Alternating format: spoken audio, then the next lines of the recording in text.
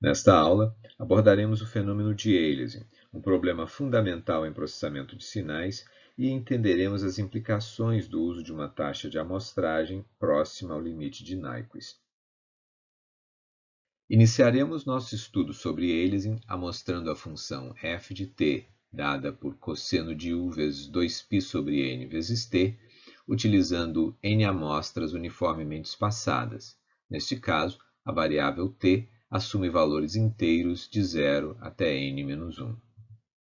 Amostras consecutivas se encontrarão espaçadas de u vezes 2π sobre n radianos. Notem que U representa o número de voltas ao redor do círculo trigonométrico completadas ao longo das n amostras, ou seja, completadas quando t varia de 0 até n-1. Assim, quando U igual a 2, a função completará 2 ciclos ao longo das n amostras aqui representadas, espaçadas no domínio espacial por ΔT. Notem que a partir dessas amostras representadas então pelos pequenos círculos vermelhos, nós podemos caracterizar e reconstruir exatamente a função original. ΔT, o espaçamento no domínio espacial, encontra-se relacionado ao passo angular correspondente a U vezes 2π sobre n. Quando U igual a 20, nós teremos então a função completando 20 ciclos ao longo das n amostras. Se utilizarmos o mesmo espaçamento, a mesma taxa de amostragem no domínio espacial, nós estaremos, neste caso, obtendo valores que são amostrados ao longo de picos alternados da função cosseno. Notem que, ao tentarmos reconstruir a função original a partir de suas amostras, nós obteremos uma função constante, o que caracteriza uma situação de aliasing. Aliasing corresponde justamente à impossibilidade de reconstruir o sinal original a partir de um conjunto de amostras obtidas utilizando-se uma taxa de amostragem que é insuficiente para capturar variações decorrentes das altas frequências presentes no sinal. Temos aqui mais um exemplo de aliasing. A taxa de amostragem utilizada no domínio espacial, onde o espaçamento entre amostras consecutivas é aqui representado por ΔT, é insuficiente para amostrar a frequência presente no sinal original. Assim, o conjunto de amostras recupera uma função de mais baixa frequência, representada pela linha contínua em vermelho. Retornando então ao exemplo da nossa função original, f de t igual a cosseno de u vezes 2π sobre n vezes t, à medida em que t varia de 0 a n-1, nós vamos então caracterizar as amostras assim obtidas. E lembrem-se que U define o número de voltas ao redor do círculo trigonométrico. Assim, para U igual a 1, nós temos um espaço angular, um espaço entre amostras consecutivas dados por 2π sobre n. E a nossa função completará então um ciclo ao longo das n amostras. Para U igual a 3, o intervalo angular, ou passo angular, será dado por 3 vezes 2π sobre n. A nossa função completará então 3 ciclos ao longo das n amostras. Notem que, neste caso, nós temos agora a amostragem inicial dada por esse espaçamento. Então, as amostras obtidas durante o primeiro ciclo. Aqui temos as amostras representadas em amarelo, caracterizando aquelas obtidas durante o segundo ciclo, ou seja, durante o segundo volta em torno do círculo trigonométrico. E, finalmente, as amostras em verde representando, então, o terceiro grupo de amostras. No caso geral em que U igual a K, nós teremos um espaçamento angular entre amostras consecutivas dado por k vezes 2π sobre n. E, neste caso, estaremos obtendo ao longo de cada ciclo um total de n sobre k amostras. Quando o valor de u igual a k for maior que n sobre 2, nós teremos um espaçamento angular entre amostras consecutivas maior do que π, ou seja, k vezes 2π sobre n será maior do que π, implicando, portanto, que estaremos obtendo menos que duas amostras ao longo de cada ciclo. E isso caracteriza justamente uma condição de aliasing, ou seja, a taxa de amostragem é insuficiente para caracterizar a frequência ou as frequências presentes no sinal original e, portanto, o sinal reconstruído não será uma representação adequada do sinal original. Assim, concluímos que nós precisamos de mais que duas amostras, ou seja, precisamos que U seja menor que N sobre 2, né, para obtermos, então, mais que duas amostras ao longo de cada ciclo, de tal modo que possamos reconstruir exatamente as funções seno e cosseno, que representam, então, as funções de base utilizadas para decomposição dos sinais em geral. Vamos considerar agora o caso em que u igual a n-1 e, novamente, vamos amostrar a nossa função f de t igual a cosseno de u vezes 2π sobre n vezes t. Quando t igual a 1, temos o argumento da função cosseno a ser avaliado, indicado aqui por esse ponto em verde. Notem que nos encontramos a um intervalo de tamanho 2π sobre n radianos de completarmos um ciclo, né? Uma volta completa na circunferência. Notem ainda que o valor da função cosseno avaliada para este argumento é exatamente o mesmo que o valor quando avaliado para o argumento 2π sobre n. Quando temos t igual a 2, naturalmente teremos dado mais uma volta incompleta e, uma vez mais, recuando 2π sobre n, um intervalo de tamanho 2π sobre n radianos com respeito ao ponto de partida anterior. E temos aqui, então, o ponto de amostragem correspondente. Notem, mais uma vez, que a função cosseno avaliada para este argumento produz exatamente o mesmo valor que para o argumento 2π sobre n vezes 2. A situação é semelhante para o caso de t igual a 3. Temos aqui o ponto de amostragem, né, o argumento correspondente à situação de amostragem, e aqui mais um elemento correspondendo a um valor, um argumento de cosseno, que produz exatamente o mesmo valor que a função cosseno avaliada para este argumento. Para t igual a 4, novamente, percebemos a situação semelhante. Notem que, enquanto aqui nós temos o valor n menos 1, nós temos aqui o equivalente a um valor de u igual a 1, ou seja, u igual a 1 e n menos 1 produzem os mesmos valores da função cosseno.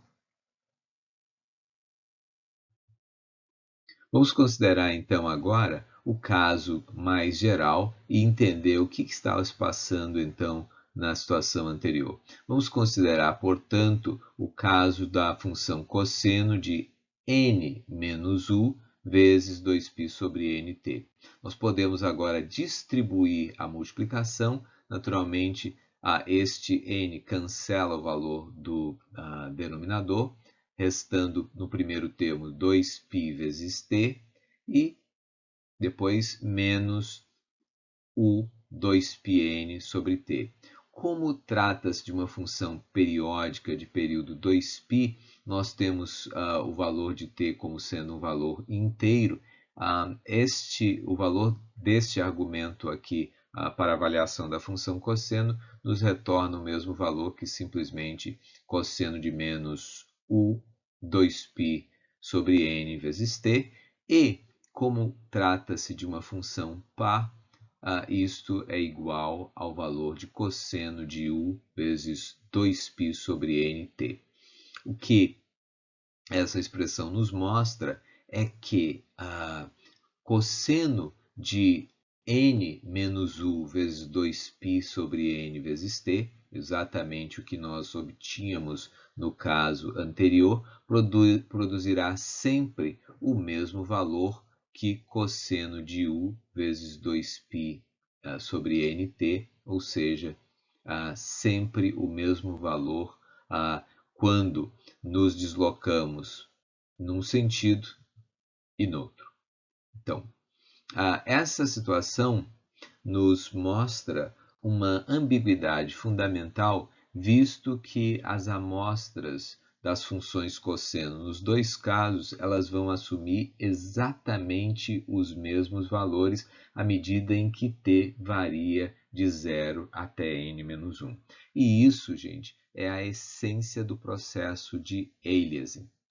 Esta ambiguidade, esta confusão entre valores associados a frequências mais baixas e frequências mais altas. Em outras palavras, uma frequência mais alta sendo confundida com uma frequência mais baixa.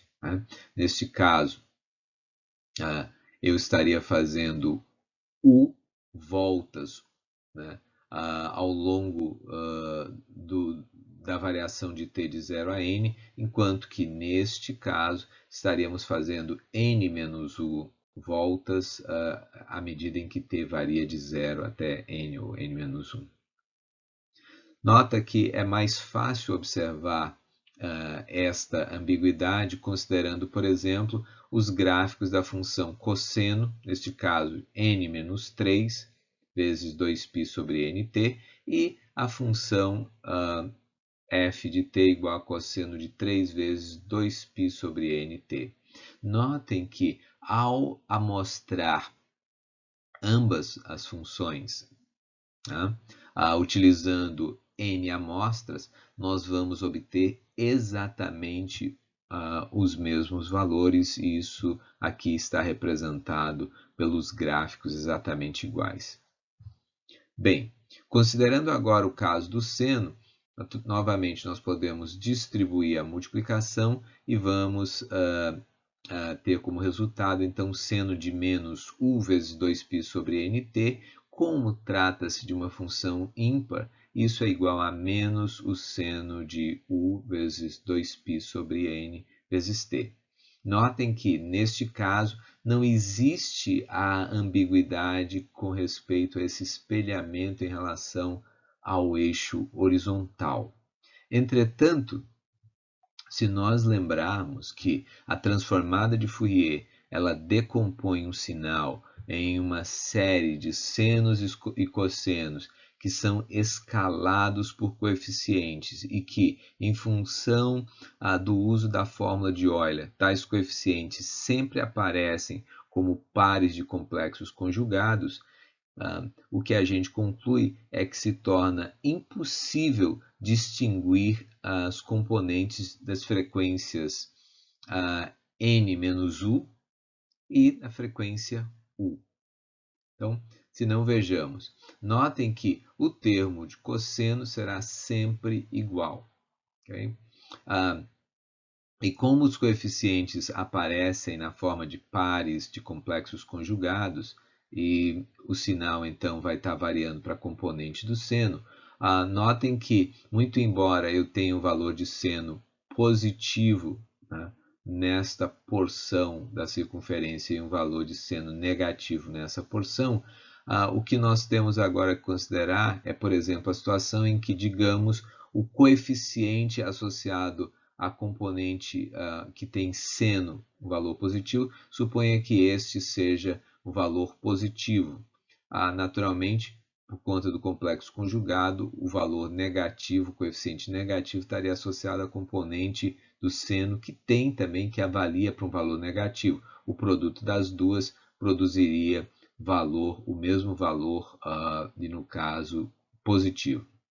Considerem, entretanto, agora a situação em que o valor do seno positivo recebe um coeficiente negativo e, por conta do complexo conjugado, para a componente negativa, necessariamente o valor do coeficiente seria positivo e, portanto, nós teríamos a situação em que, nos dois casos, os dois termos multiplicados pelos seus respectivos coeficientes seriam exatamente iguais, o que mostra, então, a impossibilidade de distinguir entre estes componentes.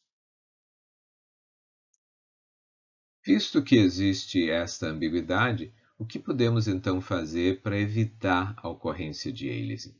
Nós podemos restringir o valor de Umax de tal sorte que o produto Umax vezes 2π sobre n seja menor que π, ou seja, para que os passos que nós daremos à medida que os valores de t são incrementados, ou seja, o intervalo angular entre amostras subsequentes seja menor do que π.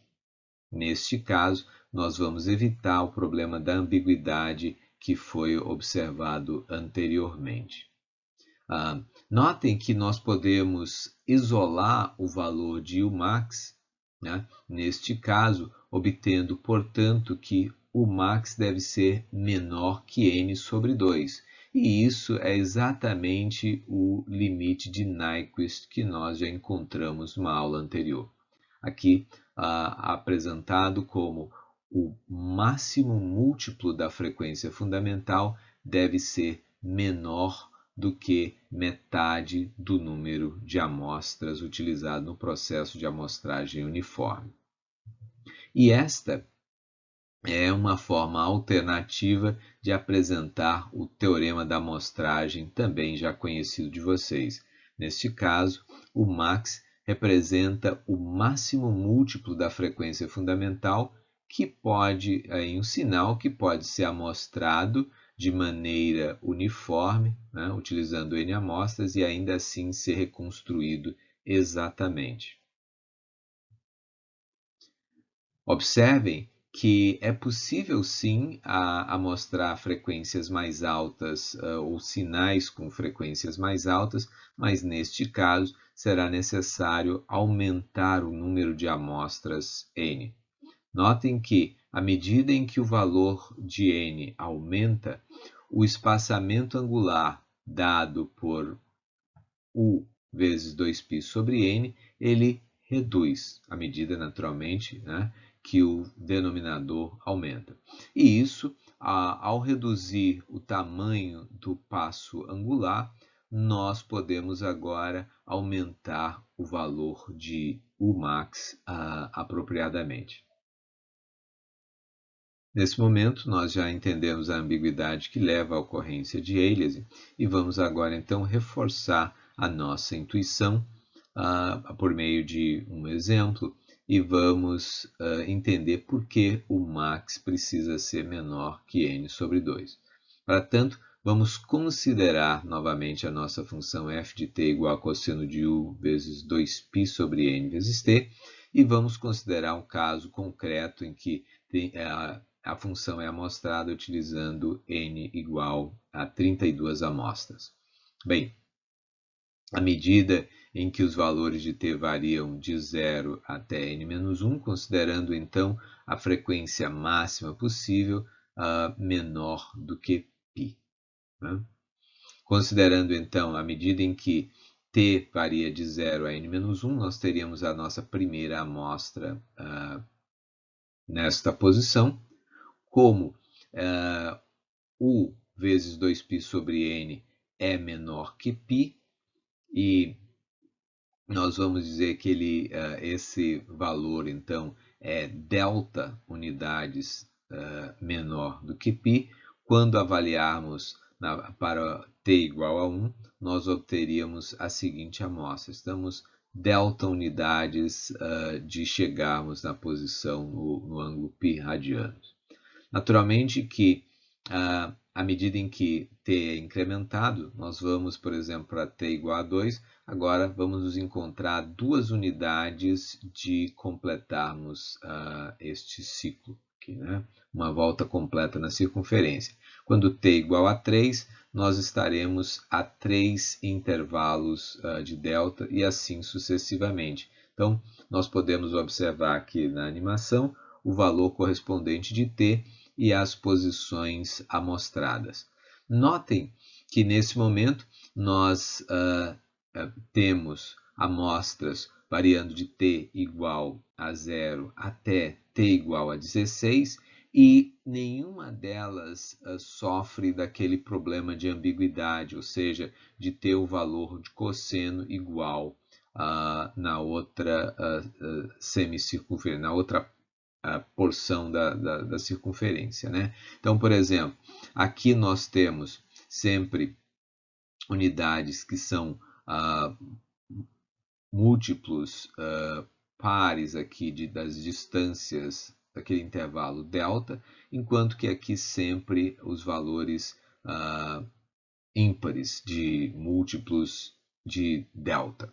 Então, não há a situação, neste caso, em que tenhamos ambiguidade. Notem que nós chegamos aqui nesse limite. A próxima, se fizermos então t igual a mais uma unidade, ou seja, 17, ela vai cair nesta situação para a qual a gente já tem uma amostra para o valor de t igual a 2, e aqui então começaremos a ter problemas, ter ambiguidade. Notem que nós fomos até o valor de t igual a 16, ok? E conseguimos até esse ponto não ter problemas. Bom, então por que não o max igual a n sobre 2? Notem que ao fazermos isso, nós teremos um espaçamento angular, né? Se o max é igual a n sobre 2, nós estaremos cancelando o denominador e o numerador dessa expressão, e este produto resultaria em π. E isso seria problemático para os casos em que precisamos considerar a função seno.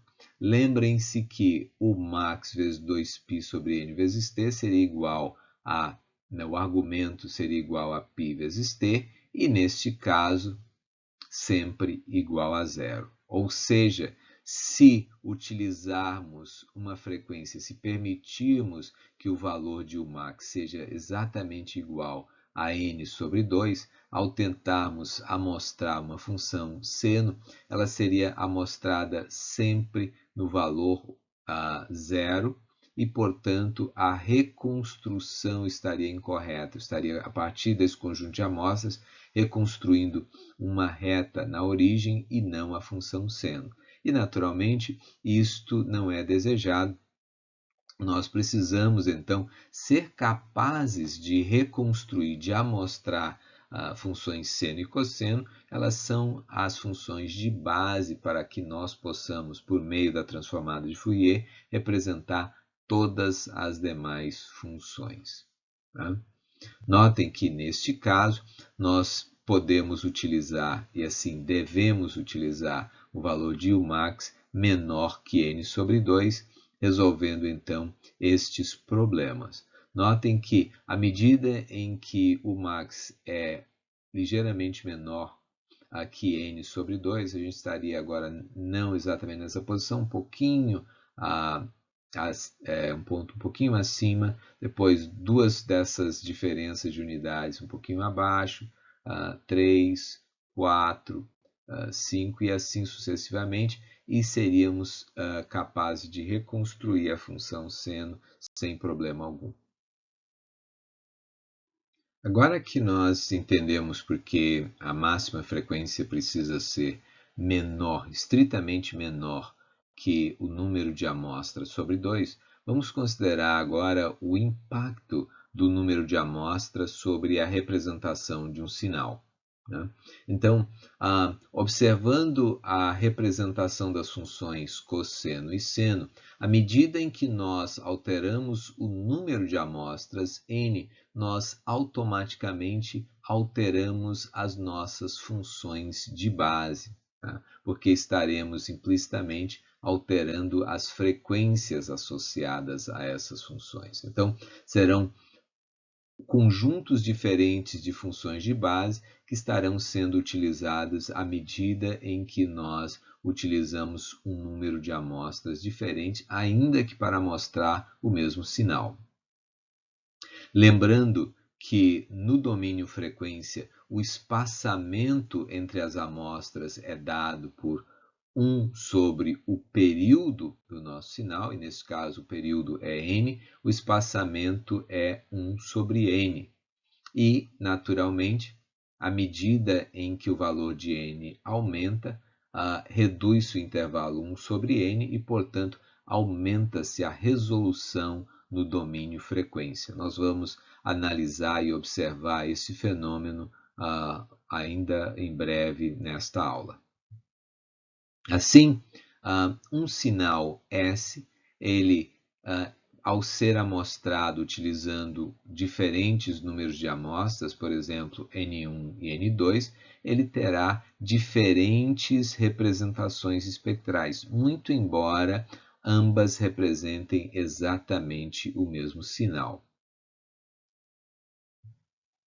Neste caso específico, conforme nós já percebemos, nós estaremos utilizando diferentes funções de base. Lembrem aqui das expressões acima, à medida em que o número n muda então as frequências associadas a seno e cosseno, e, portanto, mudam as funções de base.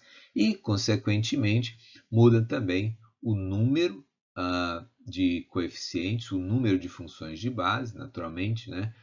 O número de coeficientes e o número de funções de base é igual ao número de amostras do sinal, e as frequências, conforme também já vimos, mudarão. Então, em resumo, ao alterarmos a quantidade de amostras utilizadas, nós estamos alterando as funções de base em número, em suas frequências e, naturalmente, os valores dos coeficientes associados a elas. Assim, desde que, avaliando então o produto Umax vezes 2π sobre N1, e que esse valor seja menor que π, e o max vezes 2π sobre N2 também seja menor que π, S pode ser exatamente reconstruído, recuperado a partir dos dois conjuntos de amostras. Sendo ainda mais específico e simplificando essa notação, desde que o max seja menor que N1 sobre 2 e que o max seja menor também que N2 sobre 2, então S pode ser reconstruído a partir dos dois conjuntos de amostras, um contendo N1 amostras, o outro contendo N2 amostras. Vamos então, para tornar esse conceito mais concreto, vamos considerar o caso do sinal cosseno de 4 vezes 2π sobre n vezes t, amostrado tanto utilizando um conjunto de 500 amostras como um conjunto de 100 amostras. Temos aqui a representação dos dois sinais, as amostras aqui representadas. Observem no gráfico 500 amostras e no outro 100 amostras. Os dois gráficos têm, naturalmente, nesta representação as mesmas proporções, mas isso por conta do escalamento que eu apliquei para facilitar, então, a representação dos dois sinais e a comparação entre eles. Bem, nós podemos agora aplicar a DFT e obter o espectro de amplitude desses dois sinais. Vamos primeiro considerar o caso daquele obtido para N1 igual a 500 amostras. Lembrando, trata-se de um cosseno com frequência 4, lembrando, né, que a transformada de Fourier de um cosseno é uma função delta, com a frequência correspondente. Então, na posição 4 aqui do espectro, nós temos uma função delta, né? Um spike. E, por conta do complexo conjugado, na posição 500 menos 4, ou seja, 496, nós temos o outro delta. Aqui temos, então, o complexo conjugado. Notem que podemos agora obter a DFT, ou calcular a DFT para o sinal com menos amostras. Nós temos aqui, então, uma resolução mais baixa. Notem que, no primeiro caso, nós temos 500 amostras, ou seja, no caso deste espectro, então, uma maior resolução que o espectro aqui de baixo. E também, nesse caso, na posição 4, nós temos um delta, na posição 100 menos 4, ou seja, 96, um outro delta. O que aqui aparece representado como essa curva triangular é simplesmente um artefato do processo utilizado então para renderizar, para traçar, plotar esse gráfico, né? Que é uma linha poligonal e, por conta da mais baixa resolução, se apresenta então com essa forma triangular, mas entendam isso aqui como sendo apenas um delta. Então, notem que temos duas representações no domínio frequência, uma 5 vezes mais densa ou 5 vezes maior resolução que a outra, mas ambas capazes de representar esse cosseno que tem uma frequência bem baixa. Então, dado que 4 é menor do que N1, ou seja, 500 sobre 2, e que 4 também é menor que N2, nesse caso 100 sobre 2, o sinal pode ser representado exatamente nos dois casos.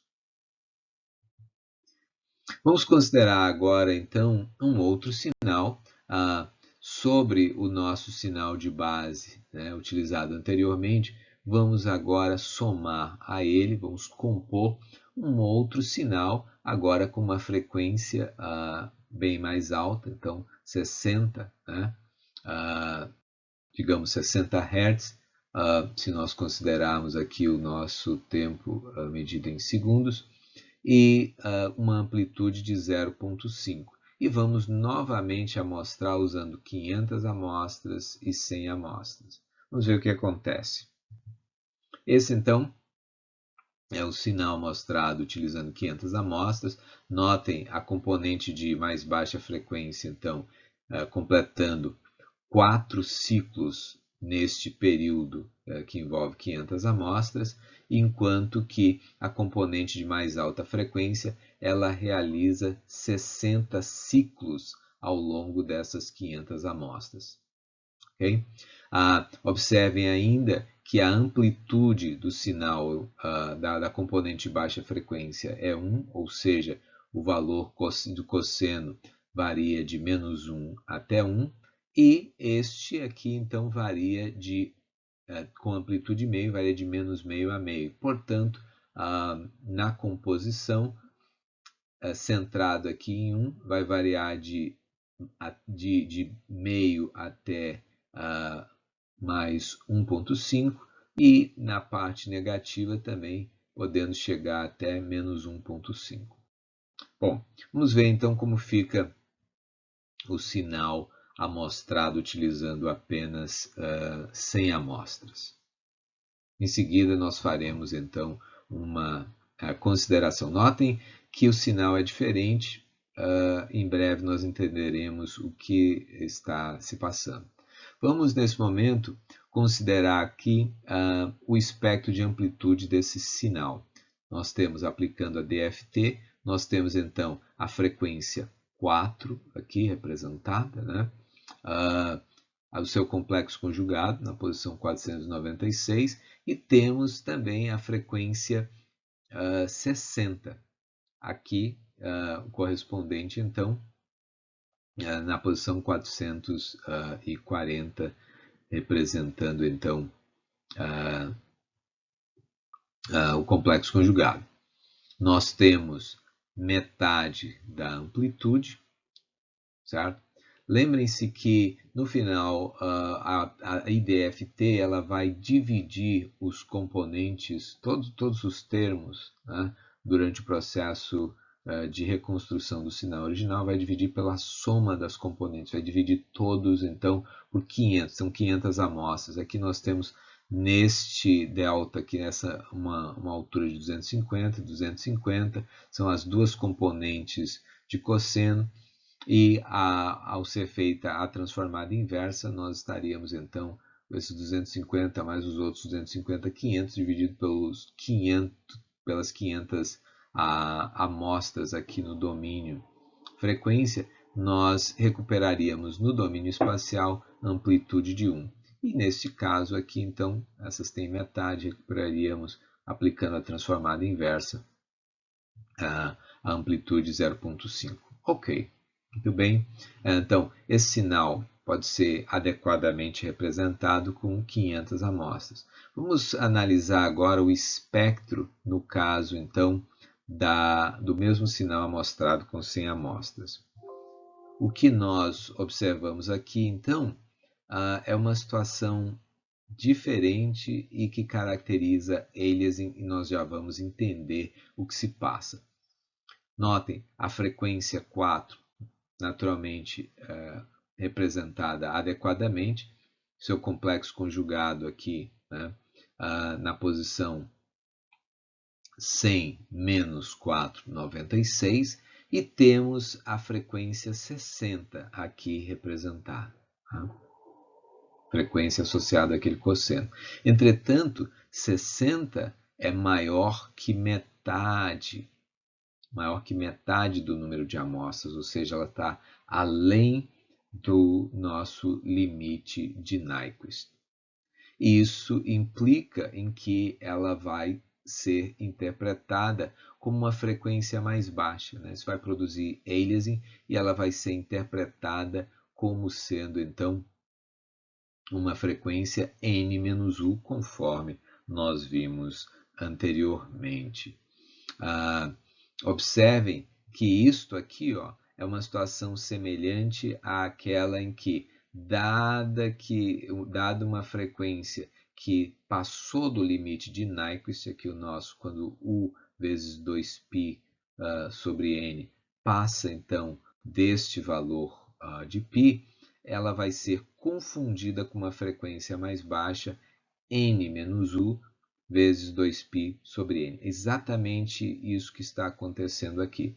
Notem que este camarada, então, teria essa frequência 60. Né? Se a gente pensar no espectro como sendo periódico, nós teríamos que ter, então, no seu complexo conjugado aqui, algo na posição que seria o equivalente a menos 60. Mas menos 60 é o mesmo que desta posição inicial nós retrocedermos, pensem na periodicidade, 60 unidades que vem aqui para a posição justamente 40, ou seja, 40 está a 60 unidades aqui deste início. A cópia do espectro então estaria então sobrepondo e esta frequência, que seria uma frequência mais alta além do limite de Nyquist, acaba sendo confundida com uma frequência mais baixa. Veja, n-u. E isto, portanto, eu repito, dado que 60 é maior do que n sobre 2, ou seja, maior que 50, esta frequência mais alta ela vai ser confundida com uma frequência 40, ou seja, n2 menos 60. O valor da frequência baixa, então, está adequado, foi representado corretamente. Notem aqui, então, o que nós obtemos para este sinal são os 4 ciclos associados à frequência mais baixa com a sua amplitude correta, adequada, mas ao invés de termos, como nesse caso, 60 ciclos ao longo das várias amostras, nós temos apenas 40 ciclos, 40 oscilações ao longo das 100 amostras. E isso faz, portanto, né, com que o sinal recuperado não, por um processo de reconstrução, não seja aquilo que foi o sinal original, né? Ou seja, o processo de amostragem foi insuficiente, a taxa de amostragem foi insuficiente para capturar as características deste sinal. Então, com isso, nós entendemos o processo de aliasing, como que isso acontece e as limitações de um espectro com uma resolução mais baixa, que decorre naturalmente de uma taxa de amostragem, ou seja, de um número de amostras mais baixo. Lembre, o número de amostras aqui no espectro, a princípio, é igual ao número de amostras utilizadas para a captura do sinal. Então, tendo entendido esse processo, o processo de aliasing, vamos agora considerar o que nós podemos fazer a partir desse conhecimento. Agora que nós entendemos os mecanismos que levam à ocorrência de aliasing e analisamos esse processo em 1D, vamos agora considerar suas implicações sobre sinais 2D, ou, e mais precisamente, sobre imagens. Vamos então considerar o caso de uma imagem caracterizada pela equação cosseno de x² mais y². Neste caso, as frequências aumentam progressivamente à medida em que nos deslocamos do centro para as bordas da imagem. Portanto, temos conteúdos de alta frequência mais próximos às bordas da imagem. Essa imagem representada originalmente por um grupo, uma matriz de 256 por 256 pixels, e supõe então que queiramos subamostrá-la, ou seja, fazemos então uma reamostragem desse conteúdo para representá-lo então utilizando apenas 64 por 64 pixels. Neste caso, o processo utilizado, o processo de subsampling, consiste em, para esse exemplo em particular, amostrar 1 em cada 4 pixels da imagem original, tanto na direção horizontal quanto na vertical. Então, portanto, a cada 16 pixels da imagem original, um valor foi reproduzido na imagem de saída. Notem que nós enfrentamos, neste caso, um problema de aliasing. E percebam que a imagem reduzida ela não lembra em nada a imagem original. O processo de aliasing é um processo capaz de comprometer de forma bastante severa, então, a percepção do sinal original. Temos aqui mais um exemplo. Neste caso, a fotografia de uma camisa contendo padrões listrados de alta frequência. A imagem original capturada utilizando 1600 por 1200 pixels e supõe então que queiramos obter uma representação reduzida dessa imagem novamente utilizando subsample, uma subamostragem. Neste caso, grupos de 8 por 8 pixels da imagem original foram então utilizados e um desses elementos então utilizado e reproduzido na imagem de saída. Naturalmente, temos aqui uma situação de aliasing bastante pronunciado novamente e observem, inclusive, que as listras verticais da imagem, da camisa original, elas acabaram então sendo representadas como listras horizontais na imagem de saída. Então percebam o impacto de aliasing neste resultado. Bom, como nós não podemos então representar altas frequências por um processo de amostragem utilizando um número limitado de amostras, nós vamos precisar então utilizar um processo de filtragem para remoção das altas frequências antes de podermos então considerar este processo de redução. Vamos analisar essa situação. Então, aqui nós podemos aplicar um filtro passa-baixas antes do processo de redução e com isso então descartando as altas frequências. Notem que não observamos mais o efeito de aliasing, ou seja, nós evitamos a situação de aliasing, mas infelizmente descartamos todo o conteúdo de alta frequência e a camisa já não caracteriza mais a camisa original, né?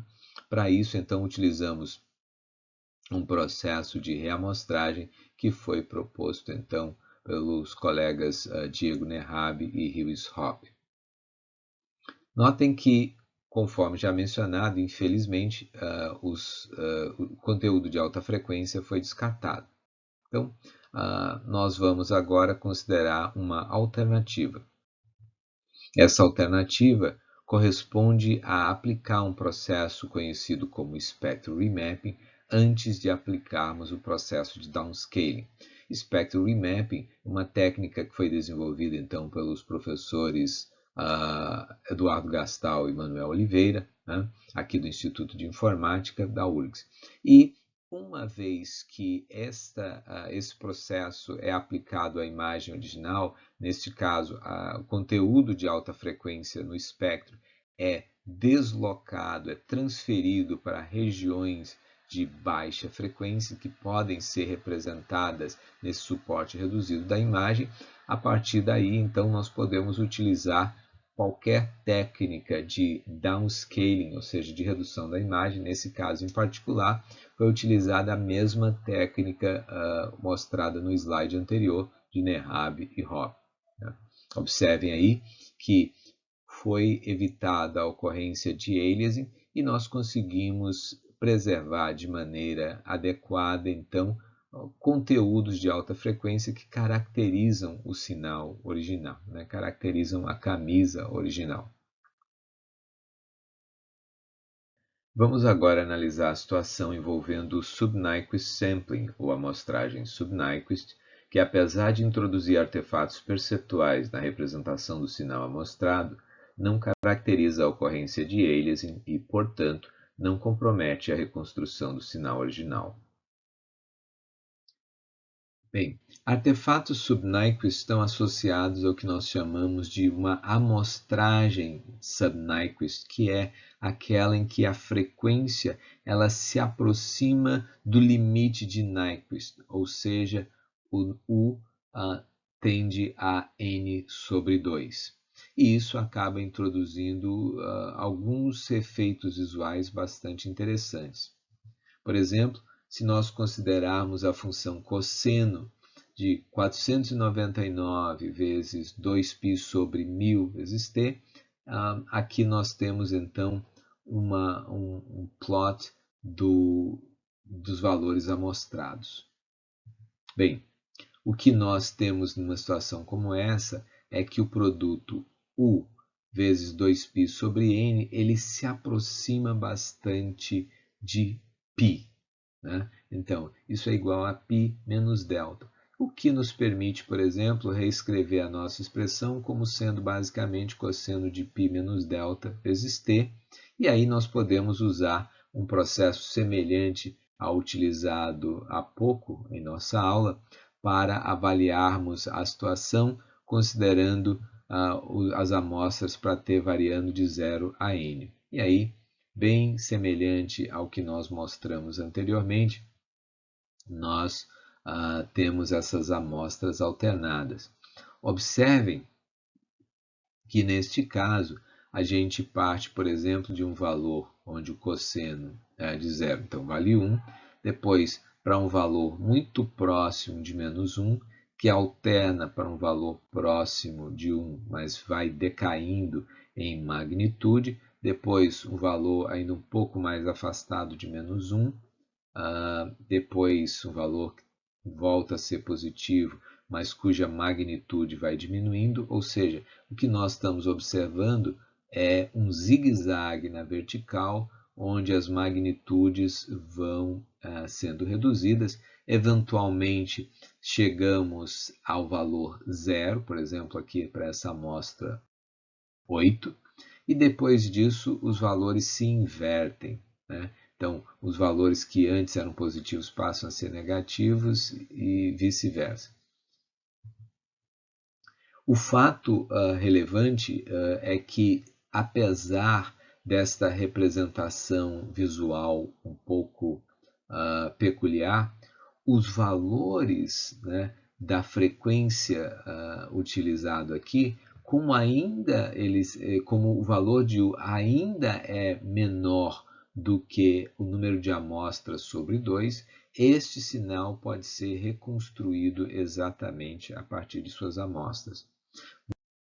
Ao ampliarmos uma porção desse gráfico, nós podemos então verificar o processo de zigue-zague vertical que foi descrito há pouco, né? Então, as magnitudes elas vão diminuindo até que eventualmente chegamos aqui em torno de 0, caracterizada por esta região, né? As magnitudes foram diminuindo, chegaram a 0, depois há uma inversão de sinal e as magnitudes vêm a crescer nesse sentido. Como temos uma frequência de 499, temos então ao longo das 1000 amostras a nossa função realizando então 499 ciclos. Bem, isto conclui a aula de hoje, na qual nós apresentamos e discutimos os conceitos de aliasing e o processo de amostragem sub-Nyquist, que tende a produzir alguns efeitos visuais curiosos.